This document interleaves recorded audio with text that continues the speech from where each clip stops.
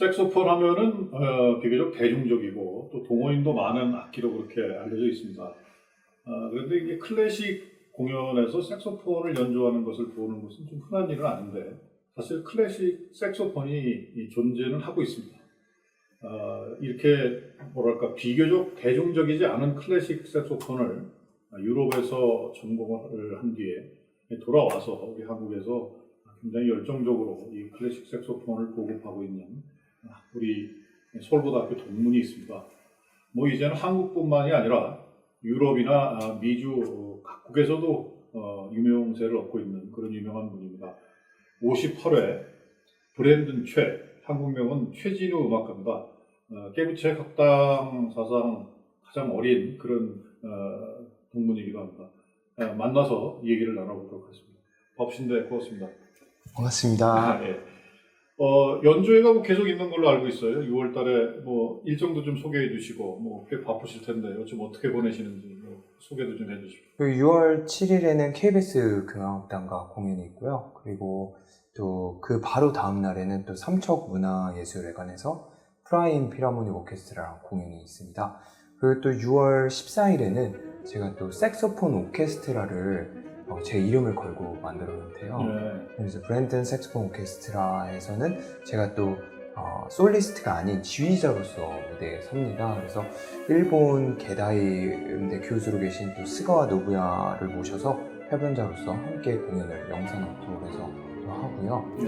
그리고 또 6월 15일에는 신세계 남산 트리니티홀에서 또 여자경 지휘자와 함께 또 협연이 있고요.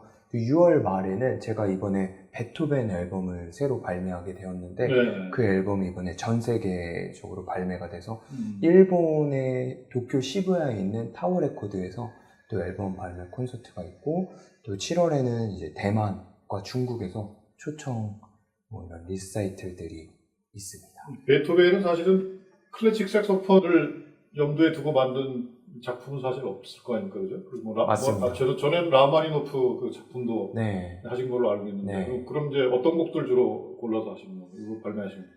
베토벤이 사실 살아생전에 이 색소폰이라는 악기를 모르고 세상을 떠나셨습니다. 그래서 이 베토벤이 이 악기를 알았더라면 굉장히 좋아했을 거라는 생각이 들어서 이제 이 프로젝트를 진행하게 되었는데요.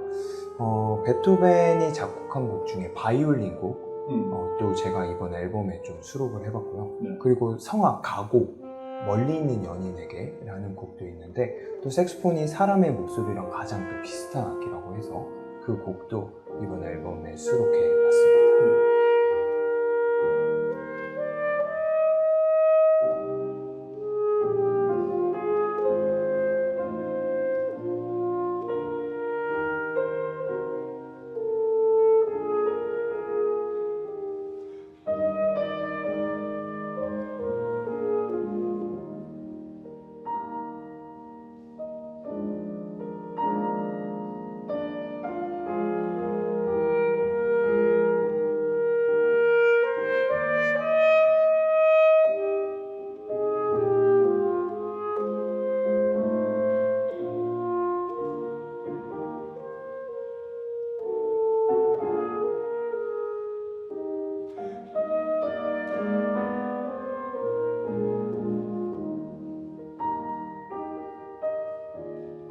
이 색소폰 오케스트라를 아까 말씀하셨는데 그러면 오케스트라가 그럼 구성은 어떻게 되어 있나요? 색소폰으로만 구성이 되어 있는 건 아니에요? 맞습니다. 그래요? 네. 아, 뭐 보통 오케스트라는 뭐 바이올린, 비올라, 첼로, 베이스 이런 악기들로 구성이 되어 있는데 저희 색소폰 오케스트라는 전체 연주자가 다 색소폰입니다. 근데 색소폰도 기본 4성부로 나눠져 있는데요. 소프라노, 알토, 테너, 베이스 그리고 거기에 베이스 더 낮은 음역대까지 있어서 이렇게 5성부에 각 파트가 나눠져서 화성을 만들어서 음악을 만드는 그런 오케스트라입니다. 예전에 이제 그 고등학교나 이런 데 보면은 이제 밴드부라고 그래서 주로 이제 관현악으로만 구성이 되어 있는 네. 그런 밴드부. 이제 그거보다는 훨씬 더 깊이 있고 좀 다양한 소리가 날 것 같긴 합니다. 이렇게 4성부로도 있고 이렇게 하니까. 맞습니다. 색소폰도 이렇게 음역대가 이제 다양하니까. 맞아요. 그래서 어떻게 또 듣다 보면 파이프 오르간 소리를 내는 것처럼 그렇구나. 네, 여러 악기가 합쳐지다 보니까 그런 느낌을 또 주기도 합니다. 그 언론 매체에서 여러 번 밝히시긴 한 것 같은데 이 클래식 색소폰에 이렇게 빠지게 된 것이 고등학교 시절, 우리 이제 서울고등학교 다니던 시절이라고 하는데 네. 어떻게 하다가 그렇게 됐을까요? 그게 사실 접하기는 쉽지 않았던 분야가 같긴 한데, 그죠? 네. 제가 서울고등학교 이제 입학식 때 서울고 관악반 정말 유명하잖아요. 예. 관악반이 축하 연주를 입학 연주를 해줬어요. 예. 그래서 여기 있는 이제 서울고 강당에서 아무것도 모르고 이제 학교에 입학을 했는데 입학식 때 그렇게 너무 멋진 연주를 해주는 걸 보고 그 음악에 매료가 돼서 이제 제가 찾아가게 되었습니다. 그래서 서울고 관악반 지금도 여기에 있지만 2층 이제 연습실에 찾아갔더니 이제 서울고 관악반 선배님께서 악기 창고에서 악기를 다 보여주시면서 무슨 악기를 할지 선택하라고 하시더라고요. 그래서 좀 소리를 들어보고 결정하겠다 했더니 이제 소리를 다 들려주셨어요. 그래서 이 색소폰 소리에 너무나 제 매력을 느껴서 이 악기를 배워야겠다 하고 이제 서울고 관악반에 들어가서 색소폰을 처음 배우게 되었습니다. 그때만 해도 사실은 이제 클래식을 전공해야 되겠다, 이제 클래식으로 따로 전공해야겠다, 이런 느낌은 아니었을 것 같은데, 이 클래식 색소폰이 일반 우리가 연주하는 색소폰하고 다른 점은 어떤 것인지, 그리고 유명한 작곡가들 중에서 클래식 명곡으로 남긴 작품이 어떤 것인지 소개해 주시죠. 네, 쉽게 설명을 드리면 클래식 기타랑 일반 기타랑 네. 완전 다른 것처럼 색소폰도 일반 색소폰과 클래식 색소폰이 완전 다른 악기라고 보시면 좋습니다.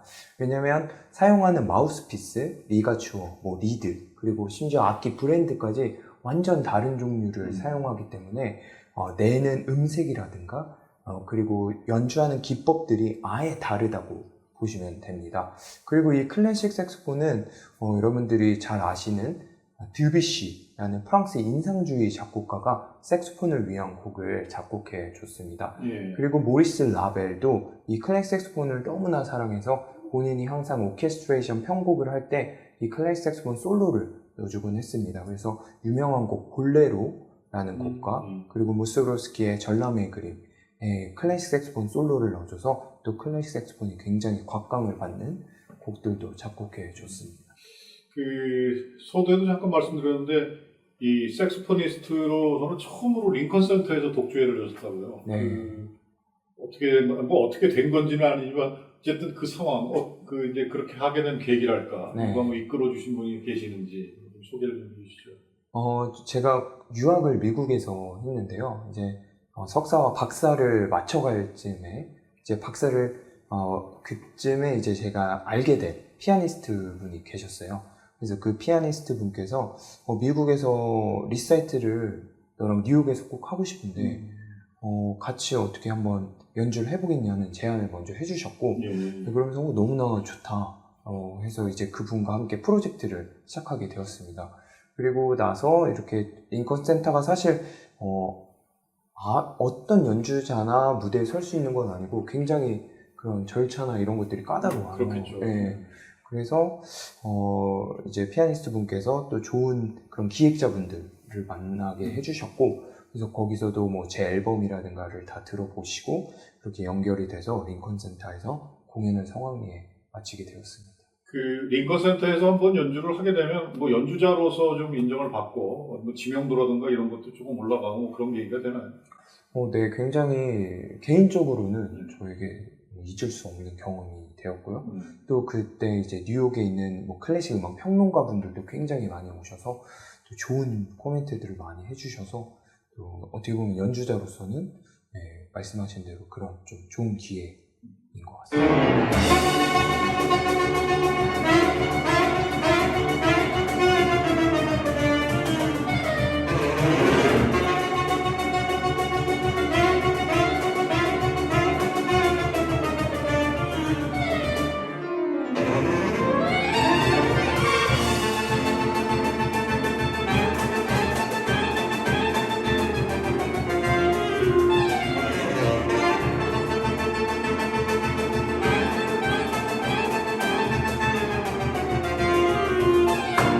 좀 기초적인 질문 같지만 어쨌든 이 클래식 색소폰 아까 이제 대중 이제 일반적으로 쓰는 우리 색소폰하고 아까 이제 클래식 기타하고 일반 기타하고 차이점처럼 얘기를 해주는데 좀 세분해서 얘기를 한다면 어떤 차이가 있을까요? 우선은 이 색소폰이란 악기의 역사를 짧게 말씀드리면 더 쉽게 설명할 수 있는데요. 이 색소폰이란 악기는 1842년에 아돌프 sakso라는 사람이 이 악기를 발명했습니다. 그래서 sakso, 자기의 이름을 따서 sakso폰이 이렇게 영문으로 넣어가면서 sakso폰이 sakso폰이 된 거거든요. 근데 이 발명가가 벨기에 사람입니다. 네, 근데 이 분이 이제 사실은 베이스 클라리넷도 만들었고 유포늄이라는 악기도 만드신 분이세요. 근데 여러 악기도 발명했지만 그 중에서 이 색소폰에 가장 큰 자부심을 느꼈었습니다. 그래서 금관악기의 웅장함과 또 목관악기가 가지고 있는 그런 부드러움, 그리고 현악기의 유연함까지 다 갖춘 그런 악기를 만들고 싶으셔서 이 악기를 발명하셨는데, 이 악기를 만들고 나서 가장 절친했던 프랑스 작곡가 베를리우즈를 찾아갑니다. 그래서 내가 이런 악기를 만들었는데 곡을 좀 작곡해달라고 부탁을 합니다. 근데 그 당시에 또 베를리우즈가 저널리스트였어요. 그래서 기사로 이제 프랑스 전역에 이 색소폰이라는 악기도 알려주게 되었고, 처음으로 이 색소폰 곡을 써준 작곡가가 바로 베를리우즈이기도 합니다. 그래서 이 색소폰이라는 악기는 많은 분들이 만들기는 맨 처음에 네. 이제 클래식 용으로 만들어진 거죠. 맞습니다. 그러면서 네. 이제 그것이 또 좀 이렇게 나눠지면서 일반 대중적인 색소폰이 또 따로 이제 만들어지고 맞습니다. 그렇기 때문에 그래서 사실 색소폰이라는 악기는 클래식 음악에서 역사가 시작되었다. 네, 이 말씀을 꼭 드리고 싶습니다. 네, 그 음악계 스승으로 정드니 미샤 선생님을 꼽으셨는데 이건 어떤 분이시고 또 어떤 영향을 받으셨습니까? 정드니 미샤 교수님은 프랑스 리옹 국립음악원 교수님으로 계세요. 저희 클래식 색소폰계에서는 거장, 대가라고 불리는 분이신데요. 제가 이분에게 너무나 배우고 싶어서 이제 미국에서 박사과정을 마치고 프랑스를 가게 되었습니다. 사실 이분도 색소포니스트지만 또 작곡가로서도 활동을 하시는 분이세요. 그래서 굉장히 예술적인 깊이감이 엄청난 분이시고, 뭐 예를 들자면 작곡을 할 때는 이제 몽블랑이라는 그런 산에 들어가서 아예 아무랑도 연락도 안 하시고 한 2달 동안 들어가서 곡만 쓰시고, 그리고 이렇게 학생들을 가르칠 때도 예술가로서 어떤 삶을 살아야 하는지 그런 것들을 많이 지도해 주셨어요. 그래서 제 인생에서는 정말 너무나 잊지 못할 사사입니다. 네. 그 음악적으로 큰 영감을 준 작곡자가 따로 있으신가요? 네, 뭐 너무나 훌륭한 작곡가 분들이 많으신데요. 특히 제가 요즘 들어서 이제 굉장히 관심을 갖고 저에게 큰 영향을 준 작곡가는 베토벤인 것 같습니다. 이번 앨범을 준비하면서 그의 삶과 그의 인생을 좀 보게 되었는데요. 사실 베토벤이라는 작곡가가 너무나 많이 알려져 있고 정말 거장의 작곡가이지만 사실 그의 삶을 들여다보면 굉장히 안타까운 삶을 사셨거든요. 단 한 번도 사랑을 이룬 적도 없고, 그리고 가족들에게 항상 외면당했고, 나중에는 청력까지 잃고 그러다 폐렴을 앓다가 이른 나이에 또 세상을 떠나셨어요. 그래서 그런 것들을 보면서 그가 왜 음악에 이런 메시지를 담았고 그의 음악이 왜 이렇게 해석이 되는지를 알게 된 것 같습니다. 그래서 제게 가장 큰 영향을 준 작곡가는 베토벤인 것 같습니다. 지금 앨범을 지금 내시는 베토벤 앨범까지 포함하면 얼마나 몇 장이나 지금 발매했죠? 한 10장 정도 발매했습니다. 그 앨범 내실 때 이제 어쨌든 총 작업을 하셔야 되잖아요. 뭐 그냥 어쨌든 그 클래식 그 색소폰용 악보가 아니니까. 그러면 뭐 직접 편곡을 하시나요? 아니면 뭐 같이 합동 작업을 같이 하시나요? 네, 직접 편곡을 하기도 하고요. 그리고 이제 여러 작곡가들과 자문을 구하면서 같이 코웍을 하기도 합니다. 그 다음에 이제 하실 때 그 이 오케스트라라든가 아니면 이 연주자랑 한번 협업을 한번 해봤으면 좋겠다든가 이런 분이 또 따로 뭐 있으신가요? 네, 있습니다. 우선은 외국에서는 제가 BBC 필하모니 오케스트라를 굉장히 좋아하는데 그런 오케스트라와 한번 기회가 된다면 꼭 한번 협연을 해보고 싶은 마음이 있습니다. 현재 그 클래식 색소폰 그 연주를 하면서 그러니까 인지도라든가知名도가 높아서 굉장히 연주 활동 자주 하시고 많이 하시는 분, 뭐 그런 분 혹시 한 분 계시면 소개해 주시죠. 국내는 사실 좀 거의 저변이 많이 확대가 안 돼서 네. 클래식 색소폰으로는 많이 없는 것 같고요. 재즈 쪽은 그래도 조금 활동을 많이 하시는 분들이 있는 것 같습니다. 가장 어려웠던 시기는 언제였고 또 뭐 그런 거를 이제 그런 슬럼프 단계라든가 이런 걸 뭐 극복하는 방법이랄까 뭐 그런 거 혹시 있으면 소개해 주시죠. 제가 사실 2022년에 제가 갑상선 암 수술을 하게 되었습니다.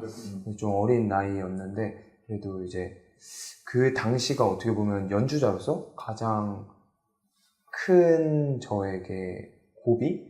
힘든 시간이었던 것 같습니다. 그래서 근데 어떻게 보면 그 기간이 저에게는 인생의 전환점이 되어서 지금은 굉장히 다른 삶을 살게 되었습니다. 그래서 이제 뭔가 생활 루틴이라는 것들이 바뀌게 되면서 이렇게 명상을 하게 되고 그리고 운동을 굉장히 꾸준히 더 하게 되었고요.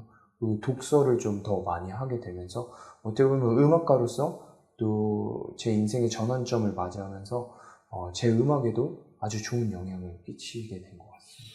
이 갑상샘이 이게 좀 성대하고도 이렇게 연결이 돼 있고 그래서 호흡할 때 특히 연주할 때는 지금 지적을 하시니까 그거가 좀 어떻게 보면 좀 치명적일 수도 있었을 그런 위험한 상황이었을 것 같은데 의사 선생님께서도 이제 제가 어떤 직업을 하고 있는지 알고 수술을 해주셨기 때문에 또 여러 성악가 분들을 수술 경험이 있는 또 의사 선생님이셨고 그리고 저한테도 말씀하신 게 이제 복압이 차면 이 수술하는 부위가 터질 수도 있고 그리고 호흡의 압력이 높아지면 이 갑상선이 더 안 좋아질 수도 있기 때문에 굉장히 조심하라고 하셨고 그래서 저도 한 3개월 정도는 정말 조심하면서 휴식기를 가졌고 그 이후부터 이렇게 다시 스텝 바이 스텝 하면서 조금씩 나아갔던 것 같습니다.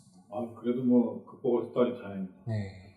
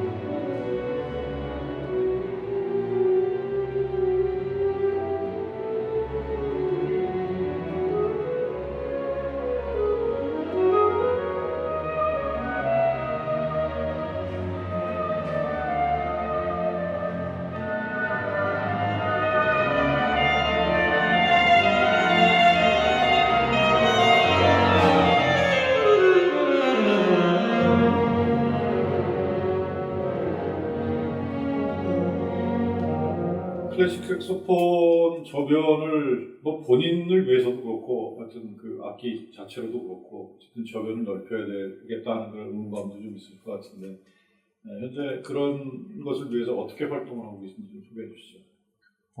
클래식 색소폰 저변을 확대하기 위해서 제가 이제 한국에 귀국하고 나서 그쯤에 이제 유튜브라는 플랫폼이 생겼습니다. 그래서 그 당시에는 이제 유튜브에 색소폰을 검색하면 거의 다 이렇게 좀 다른 장르와 좀 조금 어긋난 정보를 전달하는 그런 자료들이 굉장히 많았었어요. 그래서 뭔가 클래식 색소폰을 조금 제대로 알려야겠다라는 생각을 갖고 또 이제 유튜브를 시작하게 되었고요. 그래서 유튜브를 통해서도 많이 좀 알려지는 계기가 되었고 그리고 또 여러 방송과 라디오 이런 대중 매체들을 통해서도 클래식 색소폰을 좀 알릴 수 있는 기회들이 있었습니다. 제가 그 연주하는 모습을 이제 TV에 나온 이제 그 영상을 제가 봤는데 그 연주하시는 그 색소폰이 뭐랄까 그 오보에 같기도 하고 클라리넷 같기도 하고 뭐 이렇게 저는 뭐 문외한이니까 그러니까 이게 그거를 보지 않고는 하면 좀 구분하기 어려울 정도로 음색이 서로 굉장히 비슷하더라고요. 아, 네. 연주하는 방식도 그렇고 네. 그 이제 연주하는 그 음악 자체도 뭐 그런 음악들이 많으니까 어떤가요? 그러니까 좀 차이점이랄까 좀 구분해서 얘기를 해준다면 좀 설명을 해줬으면 좋겠어요. 네. 소리만 들어서는 이게 클래식 색소폰이구나 이게 구별을 잘 사실은 못하겠더라고요. 네. 클라리넷이라는 악기가 굉장히 목관악기에서 또 부드러운 그런 음색을 전달하는데 그 클라리넷과 동일하게 또 혼리드라고 해서 리드를 하나를 사용해요. 그래서 클라리넷의 그런 부드러운 음색과 말씀하신 그런 오보에 또 간드러지는 그런 나무적인 비브라토 네, 그런 것들이 이제 섞이면서 또 어떻게 보면 색소폰은 이 황동으로 만들어져 있는데요. 또 거기에 굉장히 금관적인 웅장함을 가지고 있어요. 그래서 구별을 하실 때는 이제 클라리넷의 그런 부드러운 음색에 오보에적인 그런 비브라토의 음색과 그리고 약간 호른처럼 꽉 차 있는 소리를 낸다. 이렇게 좀 보시면 좋을 것 같습니다. 설명을 들었는데 전문가가 아닙니다. 어렵게 했다는 네. 생각인데 어쨌든 그렇다면 제 일반적인 색소폰 네. 소리와는 확연히 다른 것 같다는 생각은 들더라고요. 네, 맞습니다.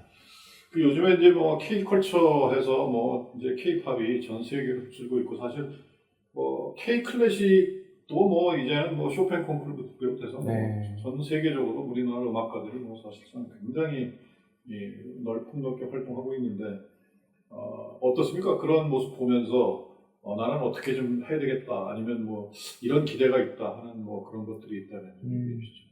우선 이렇게 국내 연주자들이 정말 전 세계적으로 곽광을 받으면서 활동하는 게 너무나 좋은 방향이라고 보고 있고요. 앞으로 더 이렇게 활성화가 되기를 바라고 있습니다. 그래서 어떻게 보면 문화적으로도 크게 더 발전이 돼야 또 이런 국내에서도 좋은 연주자들이 계속 나올 것이고 그러다 보면 또 제가 하고 있는 이 악기도 더욱더 많은 관심과 사랑을 받지 않을까 하는 생각을 가지고 있습니다. 색소폰이라는 악기를 만난 것이 서울고하고부터 이제 입학하면서부터 시작이 된 거니까 서울고 그러면 우리 연주자한테는 어떤 의미가 있습니까?